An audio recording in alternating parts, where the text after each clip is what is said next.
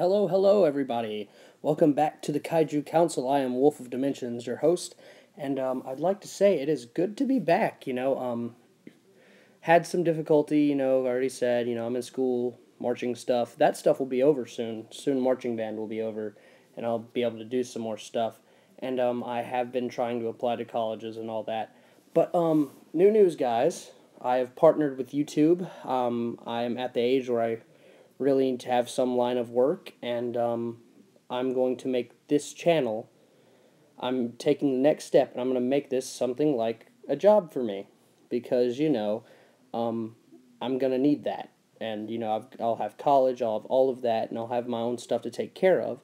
So on the small side, I finally have something of a job in YouTube, and hopefully I do well. I mean, it's not going to change how I work. Really, to be honest, I'm not going to be someone who's dependent horribly on this, because this is for you guys, this is for me, this is for fun, but I will be using it as a small source of income. So, yeah, thank you guys, and 67 subscribers. I thought I'd only reach 50, and I thought that would be it. I'd think that the amount of people would just stave off, but 67, that's crazy. So, moving on to the real stuff. Today's video is about the success of Shin Gojira. Now, this is pretty big news, because when it was first announced, there was a lot of shock and awe about it.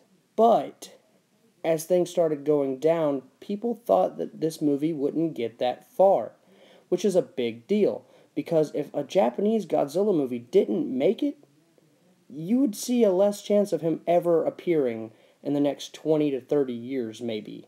Now, I'm not saying that that was inevitable, but I'm saying there was a higher chance he wouldn't be showing up again because there was a showed lack of interest.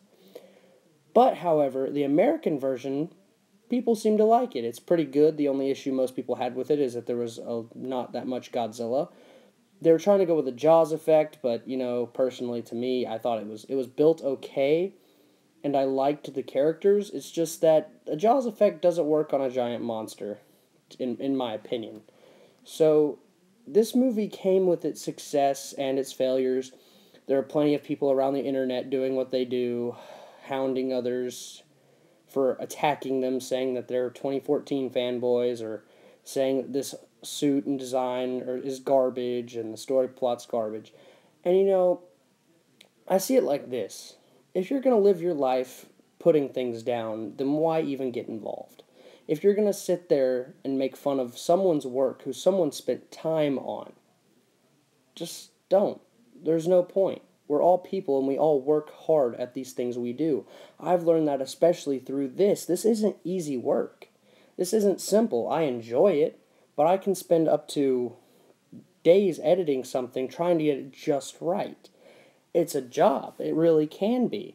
But I'm just saying, you shouldn't shame what people do unless they have horrible morality or or just horrible people. Like people that insult others or make fun of others. I can see people banding together to fight that. But someone who's just trying to create something, you just don't be a jerk, guys. And, this type of video right here, I enjoy this because I enjoy talking about this stuff. And moving on, so Shin Gojira has really gotten successful, which is, as I said earlier, a big deal, because the American movie had gotten pretty successful too. So we can expect, I expect a big deal. I think we can expect 2 Godzilla movie series, the one from Legendary now, and then after Legendary, I think Toho will pick back up on Godzilla, because I think that they don't want to keep doing in between. So I'm thinking Toho will probably pick up after Godzilla vs. King Kong, and if we're lucky, the United States will have more chance to recreate Godzilla past those 3 movies. I mean, it would be a pretty big deal if America could have its own running Godzilla film chain. And it's like this. It's like Shin Gojira left off with what I've heard, an ending that could open up to a sequel. I'm not going to say anything, because, I don't want to look too far into it anyways, because I still want to watch the movie. And I'm going to go see the movie, guys. October the 15th, I am going to see Shin Gojira in theaters myself. And I'm very, very excited for that. So, with the Godzilla movie being this successful in Japan, It shows that this genre and this message and this ideal hasn't died, which is a big deal. Because Gojira originally stood for anti-nuclear weapons, which was a big topic at the time and still kind of is. But he got more appealed to children in the Showa age, and you know how that went. There was less of a message there, more of just giant monsters fighting. And that's what makes this movie important. Okay, this is what really makes this movie important. Is that Shin Gojira has no other monsters in it. There's no monster fighting. And people were still able to go watch it and just enjoy it. That's a big deal. Because what that means is that people are still willing to sit there and watch something with a good story. It's not all about violence and action. It can be about a good story. And that really makes me feel better. You know, knowing that people can sit here and watch something like this and really just get a kick out of it. You know, just really have fun with it. And it's one of those movies where it's not like deathly serious. It's not like a Holocaust movie or anything like that. It's one where it has a message, but you can still enjoy it, you know? And that's what makes Godzilla so fun. And with the original movie, it was taken seriously, but you know, you could enjoy like when the military would run through and it'd have that really upbeat music. You could just get into it and enjoy it, you know? And that's what makes that's what makes Godzilla good to me, is that Godzilla is a multi-message and spans across all borders. Godzilla isn't just a Japanese monster at this point. Godzilla is a monster for the world. A hero, a savior, a force of nature, and a villain. You just can't get past him at this point. Godzilla's gonna be here. He's gonna be staying around. And because in real life, humanity lives with Godzilla every day in the choices we make and the things we do. He's not a physical giant monster attacking us like in the movies. He embodies something else. He embodies our choices, our mistakes. He embodies nature, and he embodies... You gotta look at this. Nature-wise, he embodies nature and how you cannot destroy nature without it coming back.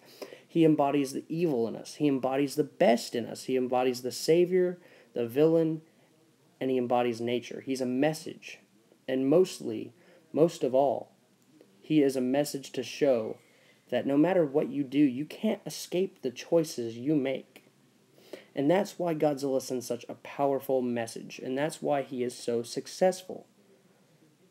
That's why he is a big deal, and no matter how much goofiness goes on, or how much, you know, you complain about him either have been a rubber suit or him being CGI, either way, Godzilla is a message about humanity and the inner depths of the soul of humanity. And that's why he is so important. And no one can ever change that. Not even if they put him in a rubber suit, and not even if they make him child-friendly. You can never replace that meaning. It's too important. Godzilla is a big deal. And I'm not just saying that because I'm a fanboy. I understand the message the creators are trying to get through. So, you know, guys, I appreciate this. I appreciate all of this. I'm sorry I ramble on at the beginning and some in the middle. But you guys just don't understand. This is a big deal to me. So, like, comment, subscribe if you want. And, well, I'll see when I can make a new Kaiju Council, guys. So, this is Wolf of Dimensions, signing off. See you guys. Bye.